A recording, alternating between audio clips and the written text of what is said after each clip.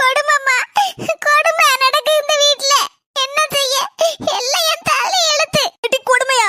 என்ன கொடுமைட்டி பண்ணுதா? உன் மாமியாரியும் புருஷனும் சேர்ந்துக்கிட்டு எங்க மாமியா கழுவி மொவகிட்ட பேசிட்டு இருக்கா. வீடு தூக்கணுமா, பாத்திரம் கழுவணுமா, என் துணியை நானே துவைக்கணுமா, பாதா குறைக்கு சோத்த பொங்கி ஒரு ரசமாவது வைக்கணுங்க அம்மா. இடி பொறுத்தது போதும், பொங்கி எழுந்துரு. போலீஸ் ஸ்டேஷன்ல போய் ஒரு கம்ப்ளைண்ட் குடுடி உன் மாமியா மேல.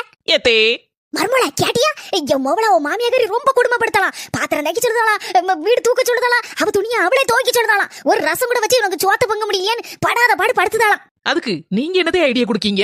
இவ்வளவு கொடுமைப்படுத்த அவ மாமியாரியை போலீஸ்ல புடிச்சு கொடுக்கணும்னு சொல்லியிருக்கேன். இப்போ முதல்ல போலீஸ் ஸ்டேஷன்ல உங்களை தான் உள்ள கொண்டு வச்சு நொத்தி எடுக்கணும்.